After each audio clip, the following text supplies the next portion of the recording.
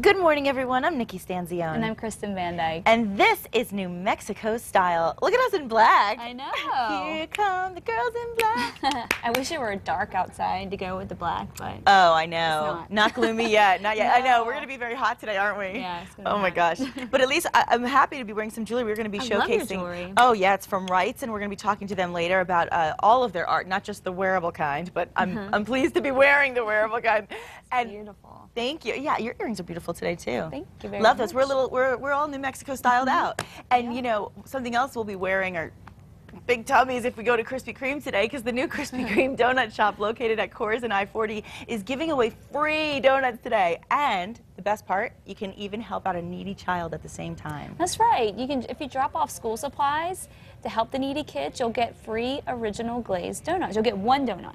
So that's all you need. They cut you off just at the right time. But hey, there's nothing wrong with being able to get a yummy, sugary breakfast for free. I love that. I like that it's helping the kids out. I just have to say though, as we're getting into this, you know, you and I yesterday were talking about how it's getting into the more fall time, but it is really like excruciatingly hot.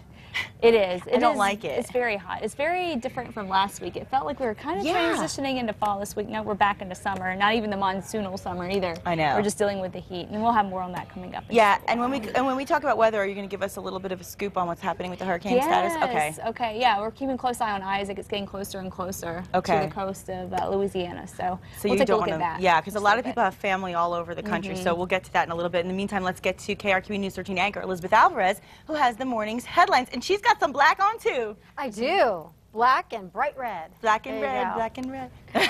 Happy Tuesday, ladies. Good morning Tuesday. to you at home. We begin this morning talking about authorities right now and how they are rounding up deadbeat parents who are not paying their child support. Police and sheriff deputies all over the state are serving these parents with bench warrants for not paying up.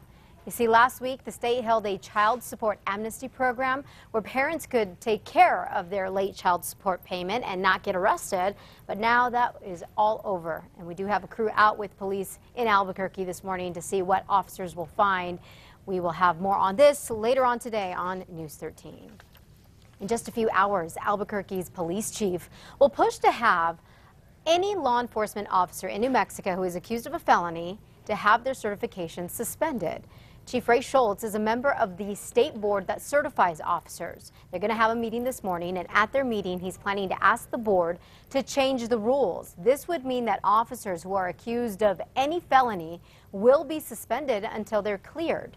Now, Albuquerque's police union does not like the idea, saying it violates officers' civil rights. We'll let you know what ends up happening. PNM is out more than $1 million this morning, all because of some copper crooks. PNM says thieves are cutting power lines to steal the copper in them. And they did this to a number of power poles off of Rio Grande a few weeks ago. PNM says this happened to 2,500 wires just this year. The wires that were cut were ground wires and aren't dangerous, but PNM says you shouldn't go near them in case they are alive and you do see them dangling around. All right, well, you have a chance to give your 2 cents on the Paseo I-25 project in Albuquerque. This is a big deal, guys. An open house is being held today and tomorrow. Officials will discuss the proposed improvements and will ask for public comment. Now, you know, there's a big debate going on about this, and everyone has an opinion. So here's what you need to know. The first meeting where you have a chance to have a say is tonight. It's at 6:30 at the New Mexico DOT Auditorium. That's on the Pan American Freeway Northeast. And the other meeting is scheduled for tomorrow night at the Taylor Ranch Community Center Northwest. Governor Susana Martinez is getting ready for her primetime speech at the Republican National Convention. She was on the convention stage in Tampa, Florida yesterday and took this picture showing us what her view will be like. Governor Martinez is set to speak tomorrow night, 8 p.m. Mountain Time, right before Paul Ryan, who is running for vice president. She's got a good time slot there, so much of the nation is going to be watching her speak. And speaking of the governor says that she is helping a 9-year-old boy from Mexico who is suffering from a massive tumor. Take a look at this. Governor Martinez sent a letter to the Immigration Department asking and requesting that the boy, named Jose, get a year extension on his visa. See, the governor wants that in place so that the child is able to stay in the U.S. and go to UNM Hospital. Doctors there say the tumor on Jose's shoulder and neck is so big that it affects his vision and may move into his heart, so they're really trying to help this little boy. Last month, Homeland Security helped Jose and his family move from a gang-infested neighborhood in Juarez, Mexico, into the U.S. Bernalillo County Metro Court will be closed tomorrow, just a heads up for you. That means there will be no misdemeanor or felony custody hearings. The court will be having an employee training conference instead. Court employees will participate in seminars covering legal and judicial rules. And that wraps it up for me on this Tuesday morning. Be sure to catch Matt, Kristen, and myself on KRQE News 13 every weekday morning beginning at 4:30 a.m. Ladies, going to send it back to you. Thanks so much, Elizabeth. Have a lovely Tuesday. Thank you. You too. Don't have the Tuesday blues. Have the Tuesday blacks. Yes.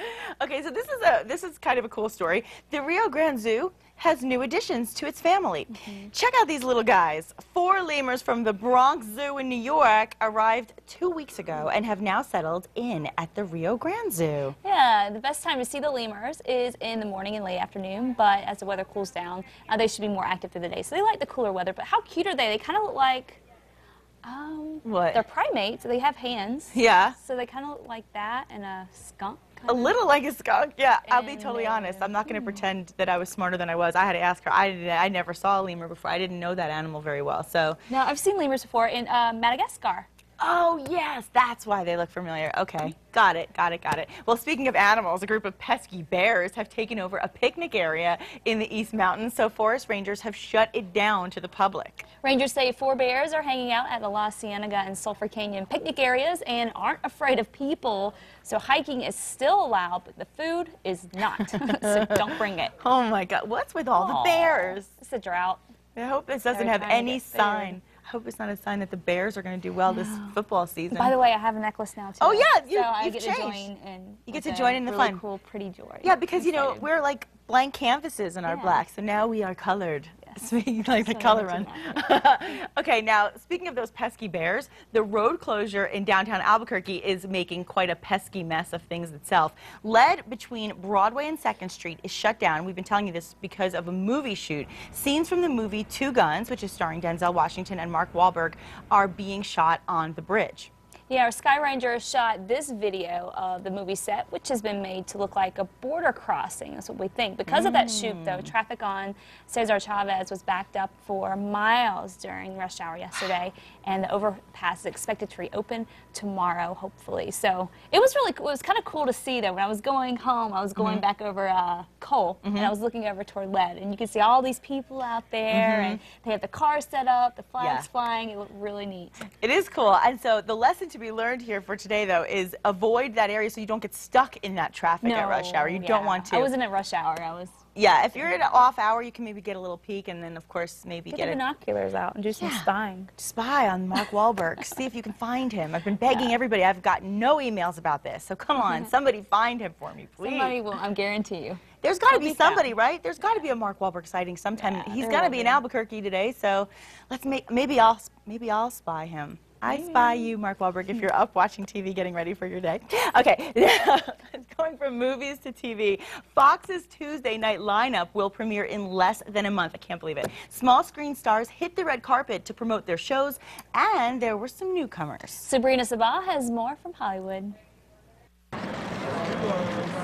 It was one big happy Fox family Sunday night as the stars from the upcoming Tuesday comedy lineup got together to celebrate the new season and praise one another. Look at Matt Faxon down there and his beautiful golden hair and his Oscar. You both looked fantastic. That's Dakota. Hi. I'm Gary. New shows Ben and Kate and the Mindy Project are joining established hits Raising Hope and New Girl. We asked which show is the funniest. You're trying to turn siblings against each other. I like everybody in our family. It's Raising Hope because we're on saving a life. And we had to, you know, well, Raising Hope.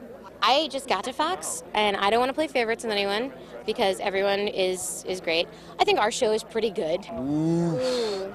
That's so tough. I feel like... I was going to say Mindy Project just because Mindy is a genius. Yeah. It's just the most complex, most witty, the most talent-laden, the best written. The best written. Obviously, it has the best looking people on it. Some things Girl co-star Max Greenfield. His first Emmy nomination pales in comparison to his outfit.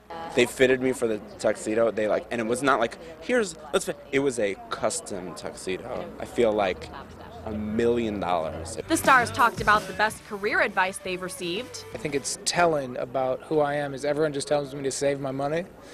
And I don't know if that's because I'm not that good of an actor and I'm not going to be working for a while, or if I'm just very stupid with financial decisions. When in doubt, if you don't know what you're doing, just do it faster and louder. Fox's Tuesday comedy lineup begins September 25th. In Hollywood, Sabrina Sabah, Fox News.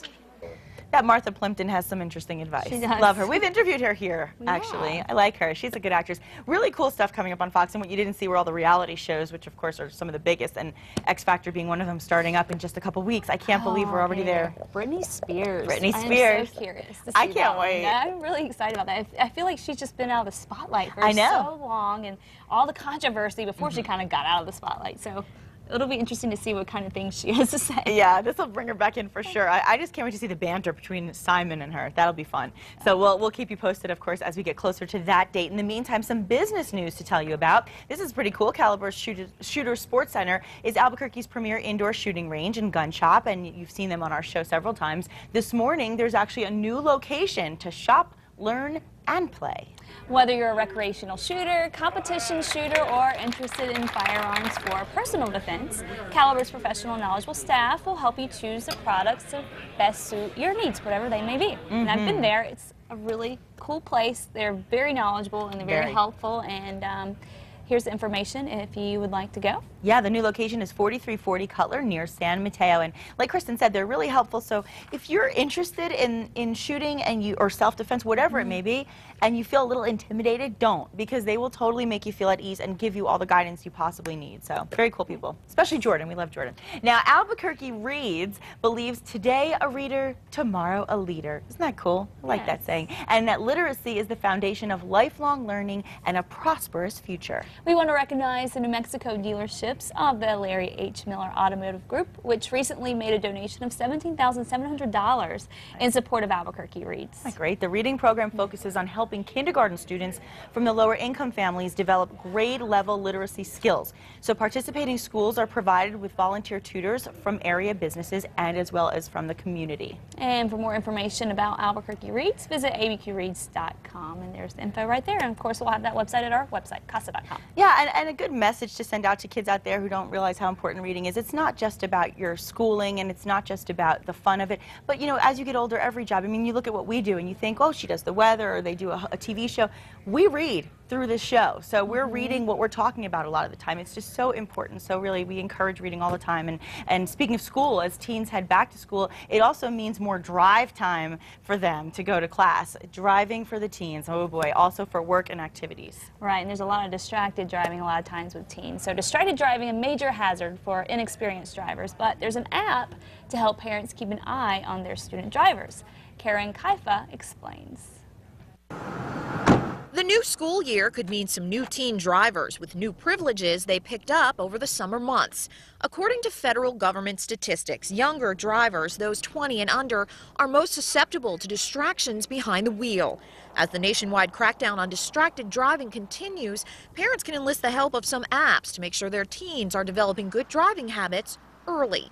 The Drive Safely app for Apple, Android, BlackBerry, and Windows reads texts and emails out loud in real time and allows drivers to respond without touching the phone, eliminating that urge to take hands off the wheel.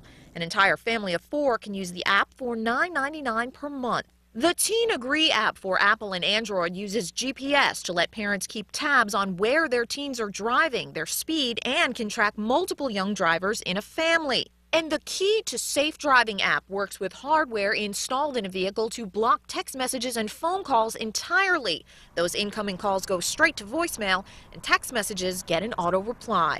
I'm Karen Kaifa, and you're now clicked in. I think this whole distracted driving thing, there's a double-edged sword to it. Obviously, the most important thing when you're driving is to stay focused on the road and be safe. However, you know, with things that have come into our lives to make things a little easier, like the technology of GPS to help us guide, get guided through our directional purposes, you know, it does distract us. And yet it also gets us where we need to go. Right. So there's kind of a little bit of that catch-22, you know what I mean? There is, you know, with more technology, you get, it's almost like you get more freedom, but then you almost get less freedom at the same time. Right, it is. It's a tough thing, and you know, and you don't want to be texting, and then you also don't want to be, you know, doing anything that will distract you. But then with more drive-throughs opening and more, there's just more things available in our lives to distract us that are supposed to make things easier, and yet they also make things a little less safe for us. So it's just about being able to keep yourself as focused as possible and find the balance, I think. Either way, if we can just get the teenage drivers to just be a little safer out on the roads, I think that will be a good thing. Yeah, and I think that speaking of good technology, at least having an app like that will help and at least make the parents, I think, feel a little more at ease. Right. Now, a lot of people are not feeling at ease about this hurricane. You know, we touched on it a little bit before, but it's a scary thing, especially with Katrina hitting its anniversary. Oh, yeah. The anniversary of Katrina is tomorrow, and this storm is going to make landfall sometime late tonight, so it will be technically on the same date as the 7th anniversary of Katrina. This is a look at it turning in the Gulf, and you can see it is really trying to develop that eye. So it's still on the verge of a hurricane. It has tropical storm force winds right now at 70 miles an hour. We'll get an update here soon in the next hour or so, and it could very well be upgraded to a hurricane. But either way, at this point, it's just a large system, and it's still going to have basically the same impacts. We're going to have strong winds, and really that storm surge is probably going to be the big threat with this system. But when you compare it to Katrina, Katrina was a Category 3 with 126-mile-an-hour winds when it came ashore, had a 28-foot storm surge. We're looking at maybe a storm surge around 6 to 12 feet. That's that wall of water that gets pushed in from the storm.